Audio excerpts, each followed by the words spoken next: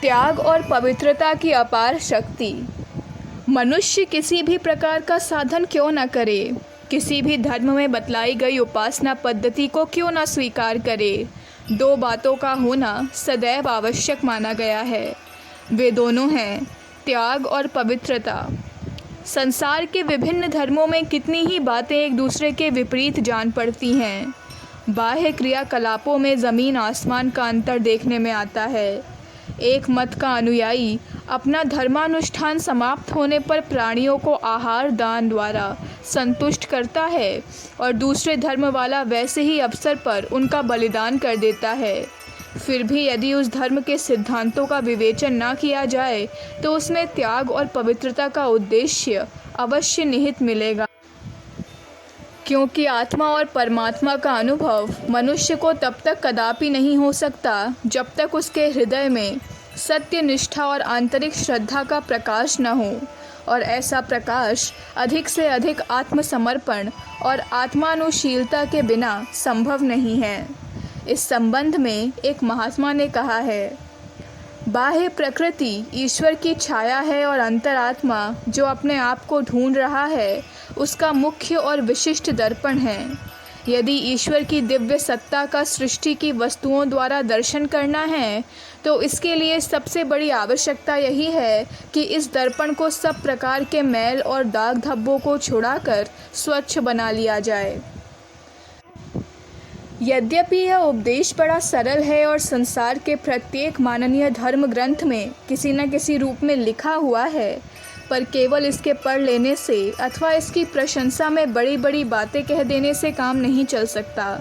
यह तो एक सेवा व्यवहारिक विषय है कि हम जितने अंशों में उसका पालन करेंगे उतना ही फल हमको दृष्टिगोचर होगा। जब अपने विचारों और चरित्र की छानबीन करके अपने दोषों को स्वयं न समझ लेगा और उनको वास्तव में त्याग कर अपने जीवन को शुद्ध न बना लेगा, तब तक परमात्मा का प्रकाश किसी प्रकार मिलना संभव नहीं। यह सत्य है कि मनुष्य की अधोगामिनी प्रकृति को वश में करना और सांसारिक प्रलोभनों के ऊपर विजय पाना सरल कार्य नहीं है। सज्जनता और साधुता के लिए प्रसिद्ध बहुसंख्यक व्यक्तियों के चरित्र में भी गुप्त रूप से निकृष्ट विषय भोगों की लालसा पर्याप्त परिमाण में पाई जाती है। बड़े बड़े धर्मध्वजी कहलाने वालों का जब भांडाफोड़ होता है तो उनको नारकीय कीड़े के सिवाय और कुछ नहीं कहा जाता। इसलिए साधारण मनुष्यों से यह आशा करना कि वे एक प्रभावशाली प्रवचन सुनकर अथवा सदुपदेश पूर्ण एक लेख पढ़कर दोषों को त्याग देंगे और शुद्ध जीवन व्यतीत करने लगेंगे, ठीक नहीं है। पर अगर मन से दोषों की निकृष्टता को समझकर उन्हें त्यागने का निश्चय कर लिया जाए और फिर नियमों का पालन सच्चाई के साथ किया जाए तो शीघ्र या विलंब से आत्मोन्नति के लक्ष्य तक पहुंचना सर्वथा संभव है। इस संबंध में चर्चा करते हुए एक संत पुरुष ने कुछ नियम इस प्रकार बतलाए हैं।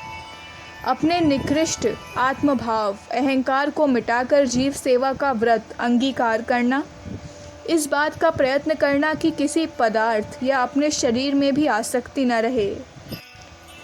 जो कुछ हमारे पास है उसे भगवान का समझकर परोपकारार्थ लगाने को तैयार रहना और बदले में पाने की इच्छा न रखना।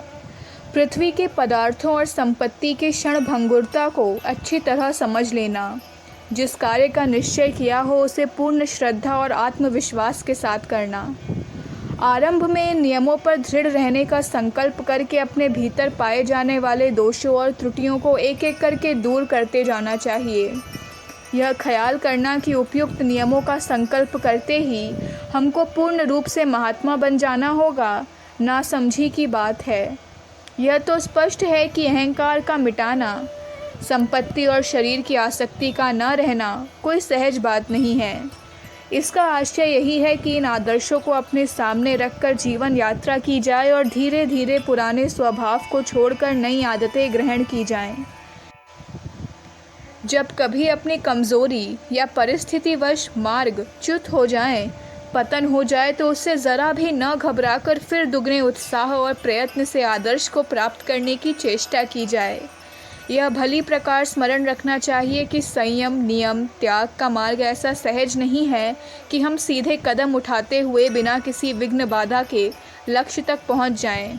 जैसा हम ऊपर कह चुके हैं कि ऐसे भाग्यवान तो करोड़ों में से कोई एक दो मिलते हैं जो स्वभाव से ही इस मार्ग के पथिक हों और बिना विशेष कठिनाई के आत्मोत्थान की इस ऊर्ध्वगामी यात्रा को समाप्त कर लें। अन्यथा सभी मनुष्यों को इसमें बार बार गिरना और पुनः चढ़कर चलना ही पड़ता है।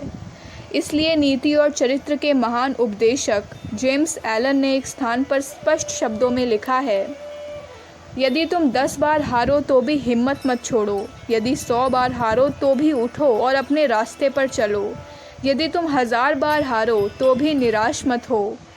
जब तुम ठीक रास्ते को जान गए हो और उस पर चलने लग गए हो तो तुम्हारी विजय निश्चित है। यदि तुम इस रास्ते को ही छोड़ दो तो बात दूसरी है। भारतीय धर्म में मनुष्य के लिए प्रधान रूप से 4 पुरुषार्थ बतलाए हैं: धर्म, अर्थ, काम और मोक्ष। इन चारों में मोक्ष ही प्रधान और मुख्य साध्य है। मनुष्य को उसी मार्ग का अवलंबन करना चाहिए जिससे इस उद्देश्य की पूर्ति हो। यहाँ के धर्मशास्त्रों ने यथार्थ मनुष्य को इन चारों पुरुषार्थों को प्राप्त करने का उपदेश दिया, पर साथ ही यह भी समझा दिया है कि अर्थ और काम को प्रधान पद न देकर गौण ही समझा जाए, क्योंकि धर्म से तो अर्थ और काम की प्राप्ति हो सकती है, पर अर्थ या काम से धर्म की प्राप्ति संभव नहीं। इसलिए सच्चे सुख और शांति की कामना रखने वाले व्यक्ति को अर्थ और काम का सेवन इसी विधि से करना चाहिए कि सांसारिक वातावरण में रहने के प्रभाव से उनके प्रति जो प्रवृत्ति उत्पन्न हो जाती है वह धीरे धीरे शांत हो जाए और धर्म के सेवन में बाधा स्वरूप न बने। इसी तथ्य को दृष्टि में रखकर महाभारतकार ने कहा है, ऊर्ध्वबाहु बिरोम्येष न च कश्चित् शृणोति मे दम्दिधश्च कामश्च स किमर्थ न सेव्यते। अर्थात काम और अर्थ से धर्म की प्राप्ति नहीं हो सकती।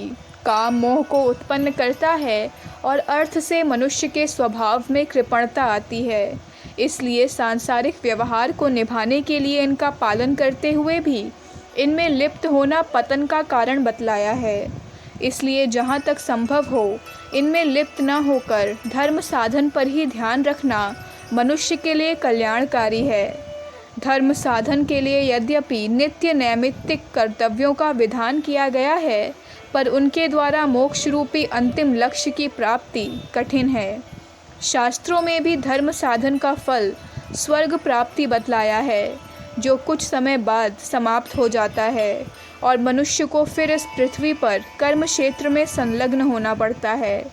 इसलिए मोक्ष मार्ग के ज्ञाताओं ने योग, ज्ञान और भक्ति के विशेष साधन बतलाए हैं, जिनके द्वारा जीव सामर्थ्यशाली होकर साधन शिखर तक पहुंच सकता है। ये साधन अपनी अपनी रुचि और प्रकृति के अनुसार फलदायक होते हैं, किंतु कोई भी साधन ग्रहण किया जाए, त्याग और पवित्रता के 2 सर्वप्रथम सोपानों पर प्रत्येक मुमुक्षु को चढ़ना पड़ेगा। इनके बिना कोई भी साधन फलदायक नहीं हो सकता।